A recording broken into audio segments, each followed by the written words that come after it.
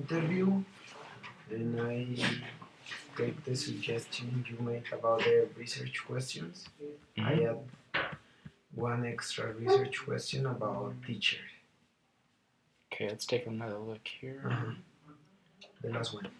So how do students assign roles to classmates when participating in literature? How do students feel when they mediate literature circles? How do teachers interact? Okay, good. The second question, how do students feel about media? See, the first and third question are clear.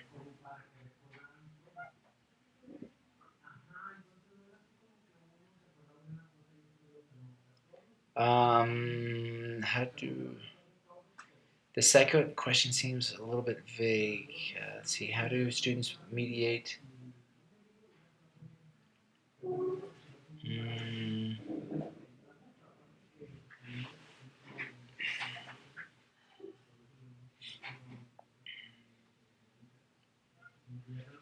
Let's see. So you're looking at how they mediate, how they assign roles, and you're also, I think you're mediate. So how do students mediate, or how do students use language to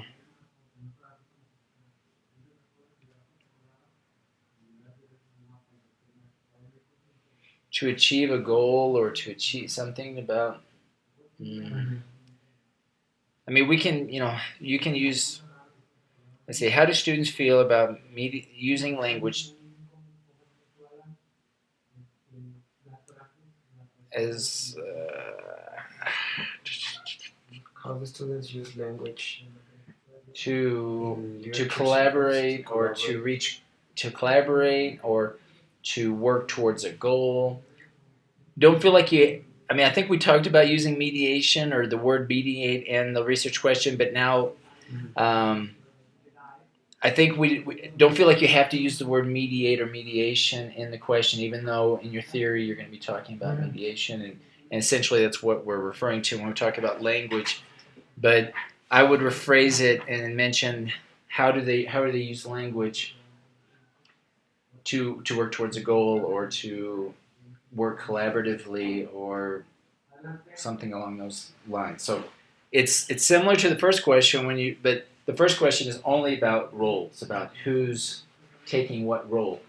The second question is more pertaining to how they interact and how they use language to work together. And both questions are related to each other, but they fork off and focus on different things. I see the first question more limited to just roles, like so you're the leader and that type of thing. The second question is more directed towards some sort of objective or goal or collaborative learning or communities of practice. Or are you mentioning activity theory or did you take that out? I'm taking it out. Okay, so you did mention communities of practice, right?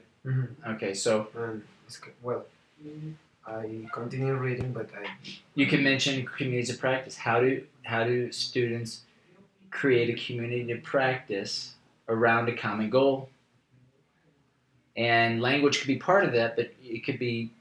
I think maybe that might be a better option for the second question.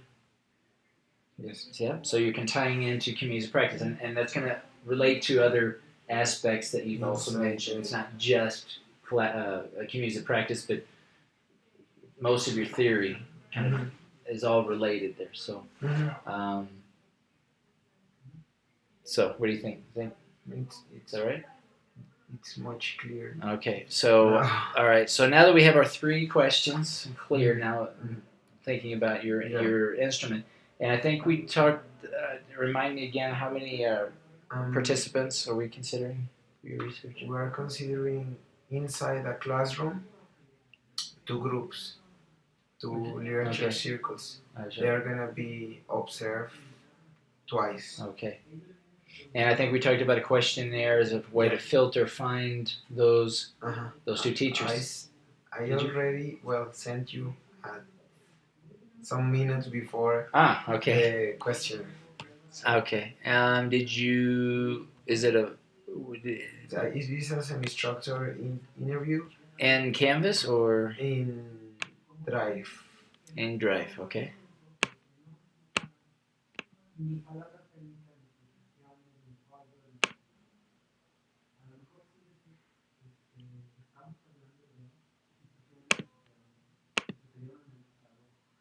I try to divide the questions from Is this general to specific. First of all, the general idea of the teacher about the subject, then what activities does the teacher prefer to apply, and after that, like going to the literature circle if they apply something. Okay, the first thing I would add at the top would be some sort of heading. And in the heading, I would include a couple of things. One is if you can get a logo or something, fine, but at least a title that says the name of the university, Universidad Autónoma de Aguascalientes, language department, and then below that, include information about the teachers, information that you think you need or will need later in your research. So the part of it is, as you know, you're going to be using this instrument to filter and decide on which teachers are best for you. So you need to include information about the teacher, about the group, about the context that helps you determine these are the best two teachers for my research. The second part of that information needs to be maybe it's not so important now for determining who your participants are, but that information will help you later in the analysis. So, for example, it could be how long has the teacher been working as a teacher? How long has the teacher been working at the institution? How old is the teacher, perhaps, if that's something you're looking at? Probably not gender, but gender would be another example. It's what we would refer to as independent variables. It's information about this, in this case, this case study that is fixed, that is who this person is. It could be where this, how much education the teacher has, perhaps. But think about it in terms of independent variables of this person, and I would separate that and include that in the heading at the beginning. So the teacher would fill out the name and fill out this information about this person and the context. It could be the level of class. What class?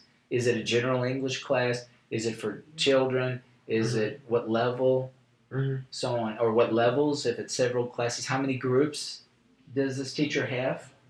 Could be another determining factor, or at least a factor that you should consider, because if the teacher, for example, maybe has a lot of classes, maybe they won't have time to participate in study, or maybe they don't have a lot of groups that you're looking for, etc. So think about that, and I would include that type of information in the heading. The questions that come below, and maybe you have some of those questions that put down below, I would separate it. One, typically you don't need a lot of space to answer, so things like where'd you go to school, or what your last level of education, or how long have you been teaching. You really don't need a lot of space, so you can save space by just including lines at the top. But the information below, your questions are going to be more related to your research questions, and those would be the quote-unquote dependent variables. That is what you're researching with regard to literature circles, in this case, reading comprehension, their overall feeling and belief about that. So I would consider in the heading some sort of information at the top about a title, basically. Before you and after you, after you include the name of the teacher and the other variables that you want to include at the top, I would finish in the heading. I would include a very short introduction, and in the introduction, I would introduce yourself, include your name, say, introduce who you are. You're a student here at the university, and you're doing research, and keep it very brief, 1 or 2 sentences. You're doing research on this, literature circles and reading comprehension or whatever. And then conclude in the introduction a request, instructions. Please fill out the following questions to the best of your ability, or with as much detail as possible, something like that. And then that would segue into your questions. So in your heading, you're going to include some sort of title, Name of independent variables, whatever those should be, and then a very short introduction. Yes. Okay. Now the questions, and you have some in bold. Are those the ones you want to? Yeah, they are the general ones, the ones at the top. All right. So you are focusing reading and propedéutico. Are you focusing only on? Yeah, because there are two teachers in propedeutico. I already know that one of them is experienced and the other one is novice in teaching reading in the BA. Okay. All right. And so how many teachers are you planning on applying this? Two. Okay. The ones they are teaching the same subject, and it's interesting to know what do they think about literature circles, if they have, All right. if they apply the activity before or something. All right. What I would recommend is thinking about. Let's focus on all the teachers in the BA currently that would focus on reading comprehension or that might use literature circles. The reason for this initial questionnaire is for you to have a criteria and a reason for choosing, in this case, two teachers. So the idea is that we apply it to a few more than just the two that you're going to be using, so that you can see, you can compare and make a determination who, and maybe these are the most appropriate teachers. Yes. It is not a questionnaire. It is like an interview guide. Okay. You remember it? All right. Because I was taking these questions because I'm going to ask the teacher and record the interview. Okay. All right. Here's the thing. Okay. We with this qualitative research, you're going to have two participants, and you have to have a reason why you chose these two. One of the questions, or at least one of the things you should make clear when you're giving your presentation, and a possible question from the examiners is, why did you choose these two teachers? Since this is a case study by definition is a research or researching, in this case, a teacher or a group, because they are unique in some way, they're different. So there's a reason for choosing these two participants. It's not random. It's for a reason. So the purpose of this questionnaire or this process of selection is for you to have a criteria, a reason, very clear reason. So you can say, I chose these two teachers because based on my results from a questionnaire, for example, I chose these and not these other teachers, and you can be very specific. Now, it can be done either in an interview or a questionnaire. A lot of you are doing questionnaires because of the time.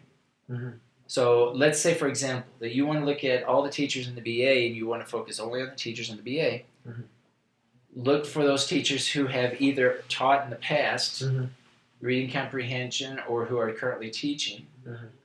Well, scratch that. It has to be a teacher who's currently teaching a class that would involve literature circles, and apply those. Now, hopefully, you can find at least 4 or 5 teachers that that would possibly be able to use literature circles, and you would have that information, and then you would determine those teachers. And it very well could be that the appropriate groups are the most appropriate, but you have evidence. You have either results from a questionnaire or an interview if you record it and you have that. Personally, I think the questionnaire is going to save you time, because with the questionnaire, with the interview, you're going to have to record it and then listen to the recording and analyze it. Listen to it and write it, actually transcribe it. If you do something with like a questionnaire and they do it and they write it out, you have it, and I think it would be faster. But the idea is to include questions in the questionnaire that you can later include as justification as to why you chose those two teachers. That's the idea. So you suggest me to do it like a questionnaire to say? I would suggest that you do it as a questionnaire because I think an interview is just going to take a little more time. You're going to be doing interviews later, and certainly maybe if this is an interview guide, you can use this, and we'll look at it today. Mm-hmm. Maybe you can use that later for an interview guide. Mm-hmm. But you need this questionnaire as a type of filter, as a way to see, kind of know a little bit more, because you don't know. Perhaps there's another teacher in the BA that is even more ideal, that based on the results, there's something interesting that you want to research. Maybe it's one teacher in Prope and another in another course. But without this information, you really don't know. I mean, you probably have an idea now based on your, you know maybe the teacher or whatever, but the idea is to be a little bit more systematic about it. So we need like results, in this case from an instrument or some sort of data collection technique. Yes. Okay, so that's kind of, and this is something you can apply right now. You don't have to wait until after we finish our 4 weeks of designing instruments. You can apply it right now, and it's very quick to analyze. You analyze in one day and say, okay, these are the two teachers because of this reason. 1, 2, 3, this reason, and those reasons are what you'll include later in your presentation. Oh yeah. All right. I like. So, what I'd like to do is we'll look at your interview guide here, but what I'd like for you to do is put together a questionnaire based on what I was saying before, with the heading and everything else that we talked about, and bring it to me as soon as possible before our next tutoring session, so that you can hopefully apply it either by the end of this week or the first part of next week.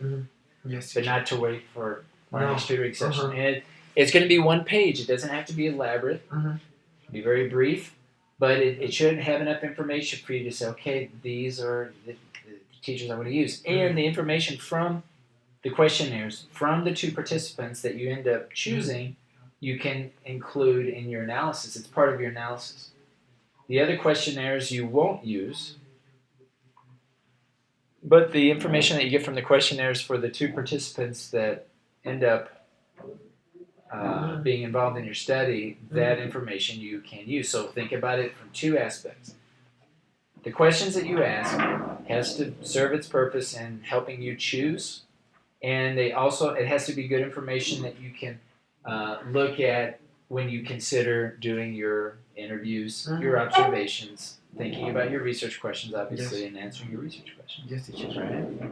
So let's plan on that. As soon as you have it, just come by my office and we'll look at it, and you can apply it.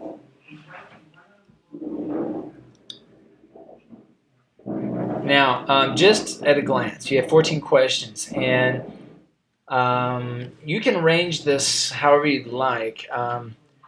But the tendency, or I guess my concern would be if you have too many questions, the tendency might be to either go through each question one by one because there's quite a few, or that you might miss one because the idea of a semi-structured interview, think of it more as a conversation, more as an informal conversation. So you really need to pay attention to the way in which you drive the conversation. And you're driving it by asking questions, obviously, but you don't want it to feel like an interrogation. You don't want to feel like question, boom, right after question, and that are disconnected. You want it to be like, first start very general about the class and the teacher's talking, and then based on what the teacher says, you insert another question, right? And then you end up guiding the conversation to specific points that relate to what you have in your guide. And so what I don't want is that because the guide is to be there physically right next to you, where you can glance down and easily say, okay, I still need to ask questions about this. I still need to ask questions about this. So one way to do that is to list out, without asking the question, but have key concepts about things that you want to know about. And these things you want to know about could be based on what you observed in class. It could be things that you have included here right now, but it's more like it's more like just a general, maybe an outline or a list of concepts. So you can glance down and say, okay, I still need to ask about this. but you are really listening to the respondent, the teacher, giving you information and trying to formulate questions there. So we'll look at these questions here, but I'd like for you to consider how how you want to create the guide, because it is an interview guide, and so that you're not having just a structured interview. We want to distinguish between a structured and a semi-structured interview. And with so many questions, it almost feels like you're leaning towards a structured interview. Okay, and the reason for that is you don't know what the teacher's going to say. If you have a very structured interview, and you have your questions really presented out here, the teacher may or may not give you extra information that maybe you didn't consider, right? And you also have to think about how long you're going to have to interview and all of that, how long it's going to take to go through all this. So, Yes. Questions like this: how many times do you have to, or how long have you been teaching reading in Prope? Perhaps this question could be in the initial questionnaire. I want you to look at all of these questions and ask yourself, are there any questions that I could include in the initial questionnaire that I don't have to include in the interview? Because the interview should be more about what you observed in class. Right? I would recommend taking almost everything that you ask and directing it towards something that you saw. And right now, as an exercise, when we look at coming up with an interview guide, you can kind of make your best assumption about things you might see, but it's really all going to depend on what you observe, and it's very common to, after you observe, go back to your interview guide and make adjustments based on what you saw. Say, okay, I saw this yesterday, I have to ask about this, right? Yes. Okay. So how many students do you work with in this subject? Questionnaire. Is it easy or difficult to plan activities for a reading subject? Could be in the questionnaire also. Right? Yes. What are your favorite activities? All right. How do you organize your students while reading?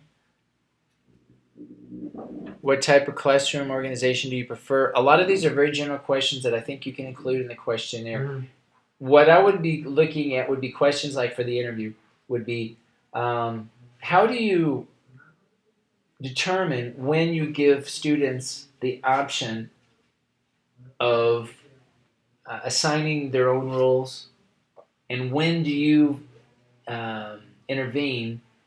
And because I noticed that in this class you gave them the option. Do you always give them the option? And how did you decide to give them the option? Have you ever been in a situation where you have had to intervene? That type of thing. Okay, so you could have one question about that. Okay, right now I'm asking a lot of different questions about the same thing, but you could just put students' decision to assign their own roles. Teacher intervention for assigning roles. Things like that. Okay. It relates directly to your research questions. A lot of these questions are kind of background information that is helpful, useful, but perhaps you could include most of these in your questionnaire. Which type do you find it challenging to organize teams in reading? Have you ever organized team activities? How often do you apply team activities? Do you know what? Yeah, I think most of these questions, and I think you can condense it. You have 14. I bet you could come up with 8 or 9 key questions from all these, and limit that to your questionnaire. Right, and think of the interview guide as more specific questions. Again, if we look at your research questions, you could, regarding the second question, how do you, how have your students, have you noticed any common activities or common ways where students work together to achieve a goal? Have you ever noticed that, or have you noticed anything interesting or different or surprising about how one of your groups has worked together or hasn't worked together?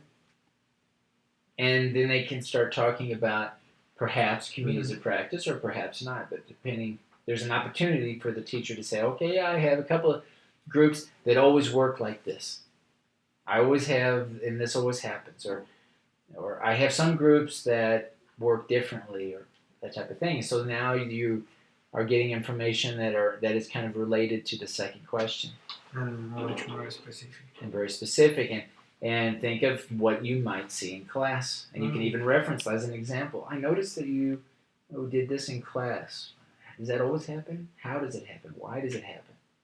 And in the interview guide, what I always recommend is off to the side in a little box. Write down all the question words. What, how, why, where, when, with whom. And at the moment that you're asking questions, ask, okay, I'm going to ask a what question. What was this technique that you were using? Can you describe that? Okay, what? And then how? Well, I noticed that you did it this way. How does it work when this happens? How? And all you have to do is check off, like a palomita or just a mark. So it guides you. It says, okay, I still need to ask a why question for this one topic, and you're still talking about that one technique or that one, method or material, whatever it is. But you go through and whatever the topic is, or whatever the main idea of that question is, you're asking the what and the how and the why and the where with whom. Okay, that doesn't mean you have to ask all of those questions for every topic, but you throw in a couple of 2 or 3 different question words for each of those topics. You're going to have a better understanding of that one topic. Does that make sense? So think of a way that works for you. Obviously, not if you, but using the question words at the time and you're reminding yourself, okay, what question first? Or maybe you start with the how. There's not a right way to do it, but the idea that you have these different question words available for you when you are talking about that one thing, then that might provide a little bit more insight, more information. Okay. All right. So let's do this. Think about an interview guide. Thinking about what we're talking about with the question. With the interview guide, the question words directed more specifically to your research questions, and then a separate questionnaire that you can apply first, maybe to 4 or 5 teachers. Maybe ask around. I've got all the list of all the classes here. I don't know if they're posted out front, but you can kind of see where teachers are, when they're, where they are, and when they have classes, and just start going by and asking them if they could fill out the questionnaire. And keep it brief. Try not to make it too long, but enough information to help you make the decision. Can I, improve it, edit that draft and go back today? Sure. Do you have time? Yeah. I mean, as soon as you have something, either come by my office or send me an email. Usually it's quicker if you're around, if you're here and I don't have a class. Just to come by in 5 minutes, take a look at it, we discuss it, and you're finished. Okay. So if you send me an email, I may not see it, or it may take a while.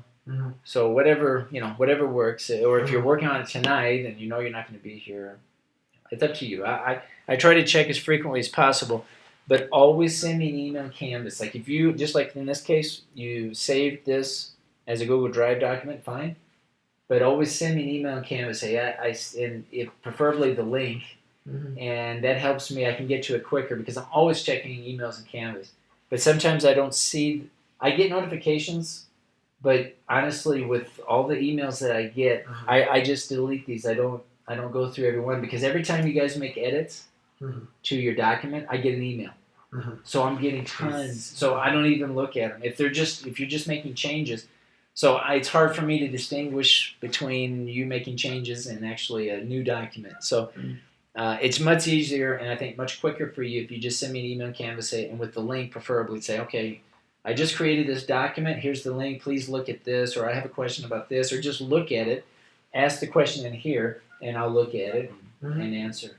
Okay, so either way, come by my office or we can correspond online.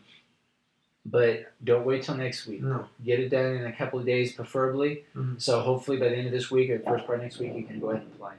right? And then you have your results. The next time we have our meeting or a session, you'll know exactly why you're choosing these two teachers, and hopefully you'll have your interview guide finished. Come up also with a observation sheet, some sort of format that you can use for you to observe classes. And we'll look at that next week, and hopefully there you'll be ready to start your data collection. Okay. But you can apply the questionnaire before, even next week or even this week. If you have it together, go ahead and apply that. And at the end of this session, I will go back and erase the questions who belong to the interview. Okay. To just keep a general idea of the questionnaire, and I hopefully come back today. Okay.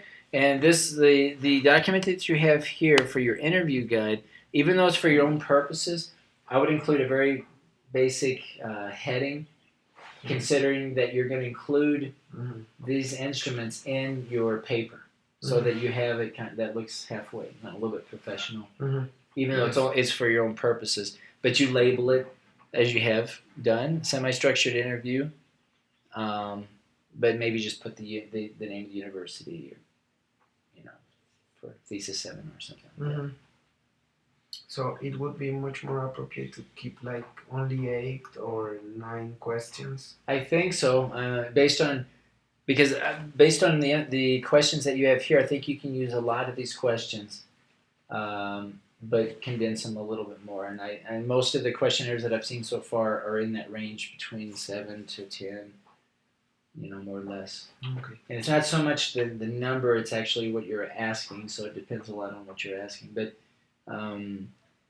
think about how long it might take to fill it out, and you probably don't want them to spend more than 15 or 20 minutes filling it out. So if you're asking a lot of open questions, keep it short, so that you get, and you ask the right questions that you get. So it's a balance. You need to get the information you need, but it can't be so extensive that it creates a burden for the teacher. And I would say any more than 15, 20 minutes would be a burden for the teacher. It's like, oh, geez, this is a lot of work, So also, very important, at the end of your questionnaire, one question asking, would you be willing to participate in the study, and would you be willing for me to interview you so many times? Are you okay with me observing your class, maybe interviewing your students if that's part of your research? But whatever data collection techniques you plan to use, ask the teacher if they mind that you do that. And I would keep it as one question, but include those details, all of your data collection techniques, so you also know from the beginning if the teacher is willing to help you with your study. And hopefully they all will, but it's good to ask that at the end just to make sure. Okay. Yes, teacher. And it also gives you permission, essentially, to do that. You're saying, and it's out as a form of respect. Say, would you mind asking them? Formal, right? And they say, okay. And if something happens later on, you can also say too that they agreed, to help you. And so it's always better to have that at the beginning, I think. Okay. So send me what you have, or come by anytime. As soon as you have something, we'll look at it, and so you can go ahead and apply. Okay. Any questions, doubts through this? Up to here, no. Just a lot of work to do. Yeah. Okay. Alrighty, Fernando. We'll see you then. We'll see you a little later. Have a nice day. Thank you, you too.